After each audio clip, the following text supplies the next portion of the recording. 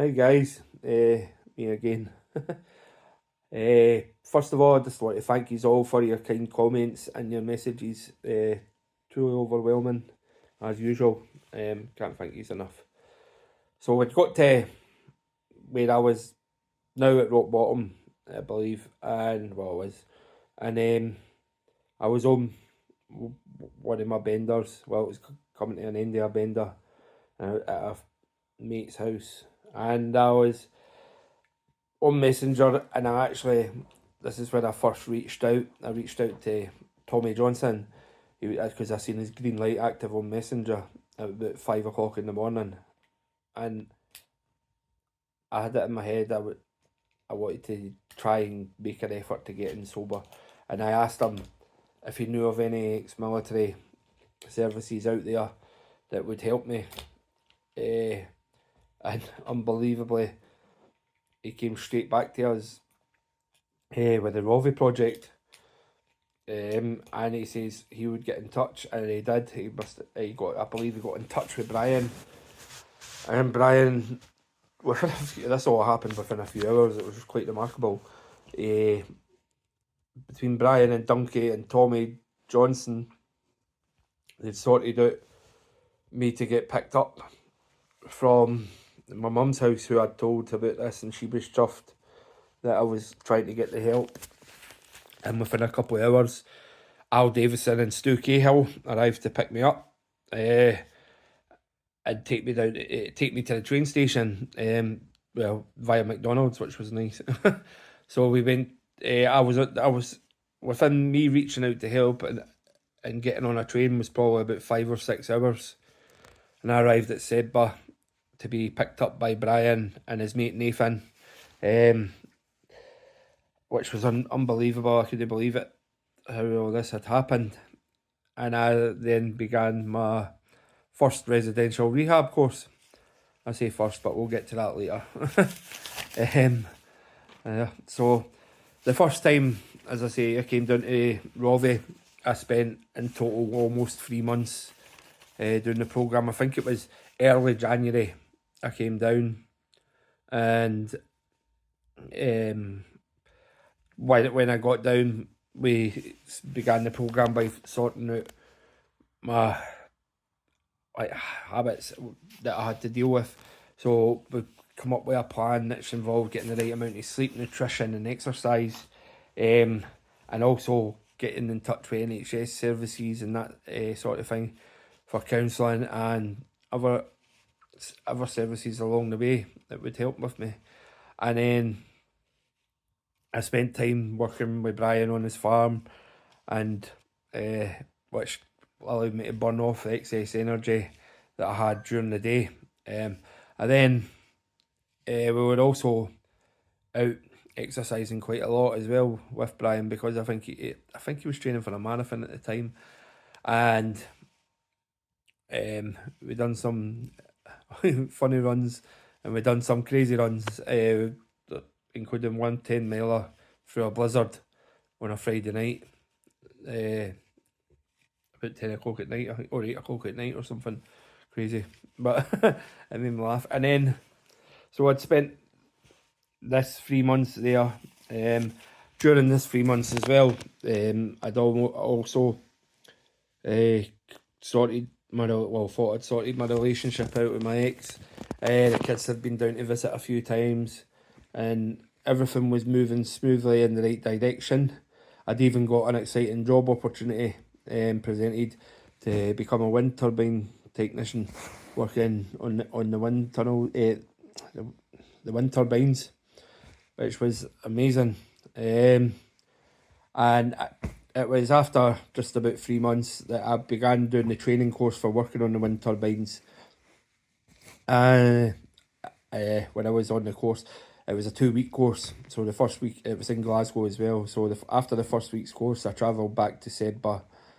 And the second week's course, on the last day of the course, I remember I just passed, and then I got a phone call from my partner at the time.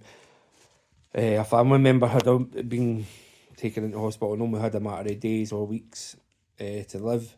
So I spoke to Brian about that, and that was agreed. I went back to Falkirk for initially what was meant to be a few days. But when I was back in Falkirk for the 3 days, I was thinking to myself that this is my time to shine and stay and support the kids. And I thinking I knew best, and the fact that I thought I'll be fine. I'm better now and I'm cured. Whereas it couldn't be any further from the truth, but we'll come to that. So I decided that I wasn't going back to Sedba at the time, and I stayed at home with Claire and the kids, and I started the new job on the wind turbines as well. So everything was going great. Well, apart from my ex's partner, my ex's family member passing away, sadly. Then everything was going well after that, and I was on the. I thought it was cured, but then I started going downhill again. I started talking to the wrong people, hanging about with the wrong people. We're not like the friends of old, and I started dabbling again. And it was when I started dabbling just little bits at a time, thinking, oh, this isn't doing anybody any harm, no one knows. And then I'd have a couple of cans on the way home from work, no tell anybody.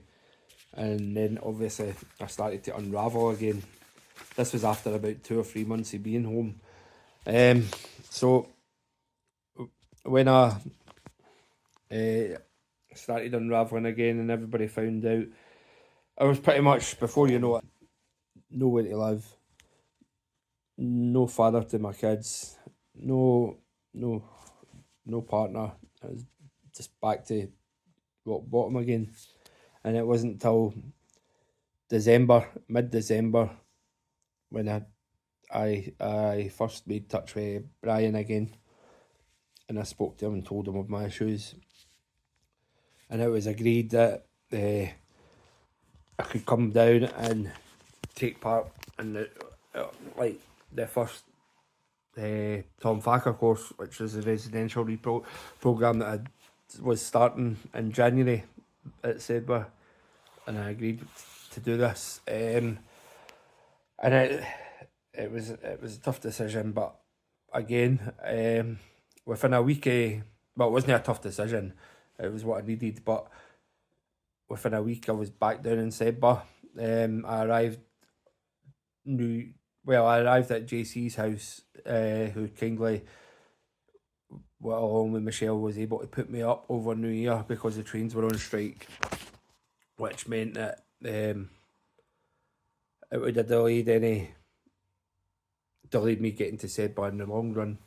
But so I was there for a few days, and then JC took me to Sedba to begin the Tom Thacker course, and I was greeted at the door by Steve Hoyle, who spent the first couple of weeks with me in Sedba, and we began cracking on with this course.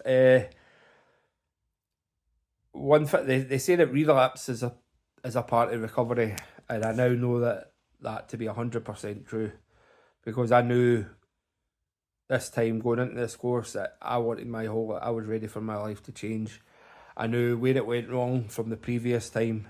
I knew that my environment that I was in was no good for me.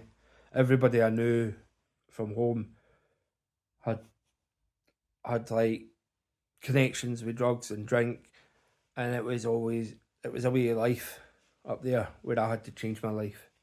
So I began the Tom Thacker course, which was again 3 months long, but during this time I loved it. I loved the area and that sort of thing, and I started looking for a place of my own down here, and I was luckily enough, we'll come to that in a bit though. So as part of the course was looking to relocate as well, and also getting into stable employment, which I done through Rob Bell, who beasted me for daylight, first light to last light, most days. So I was tired at night, getting the right amount of sleep and going out to work again, and I was enjoying it. And I felt myself getting better and better and more confident, and I was helped along the way with a couple of others that were on the Tom Facker course as well, like being Rich Bingham for my regiment, who won't go into why he was there, but we could talk to each other. We've walked a mile in each other's shoes, and we knew what to say and how to get on, and we got on great.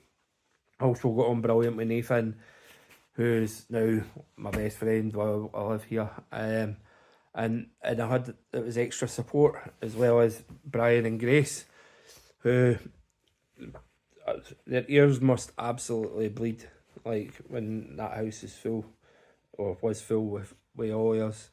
It was funny and it was good. So, but luckily enough, along the as we went along, this got all the support I needed. I was lucky enough to find a great place to live, not far, so I went full time with Rob Bell for and I completed the course and moved into my own place, but I still had that support network of everybody around about me. And then as I was working, I was looking for how I could further myself and better myself. I was being ill during this time. Also, like, I'd started seeing my kids again. I forgot to mention that, which is a pretty important bit. But like, my kids were coming down visiting from the start, like, well, from 6 weeks or something into my course, and then every month my kids were here. And then now that I had my own place, I was able to have the kids down more and more, which is absolutely amazing. I love to this day being I class myself as a good father now, and I try to do my best by them. They keep me going. But yeah, so I'd got my own place and I was working with Rob. I looked to further myself more by I started a college course with the intention to go to university, but however, that never came to light because during my college course, oh, I should say that when I started college, I could cut my hours down with Rob, and then eventually I moved on from Rob's to get more hours to suit. But I done this college course. It was Health and Human Science. It was an access course. My intentions were to go to uni to study paramedic science. However, it was during this time another job opportunity rose to my mate. He works in residential childcare, and I'd heard so many good things about the job he was doing, and I thought I could make a difference here. So towards the end of college, I got this job, and I've never looked back. So I thought I finished college and then I finished college and then I've carried on working as a residential support worker. But all this took time to. So I was truly grateful to Rob Bell for giving me the opportunity. He gave me to get fit, get back into employment and work hard. And then I moved on from there into residential support worker work, and I've never looked back. It's a job I feel I can make a great difference in with past experiences, and I've carried on. I've been in that job now for almost a year, and I haven't looked back. But I know that without the support of Robbie and that, yeah, I'd have been in a grave probably by now, or spread somewhere like ashes. And now I feel like the world's at my oyster. I'm leaving on Thursday to climb Kilimanjaro with everything possible going as good as it can be in my life. So I'm grateful for that, and that's 2 years since I started the course. 2 years last month, and never looked back. But I just thought over these 3 videos I would share my story with you all. It's not been easy, but it's been good to get it out there, and it's been, if anybody watching this is feeling at all in a way where they think they need help, even if it's not a lot you're doing, or you think you've got it under control. You've not. People don't have it under control. It's never under control. So please reach out to someone and get that help you need. I'll let everyone go now, and you can look out for my Kilimanjaro posts that are actually in the country and when we leave on Thursday. So thank you very much. Take care and get in touch, please, if you need any help at all.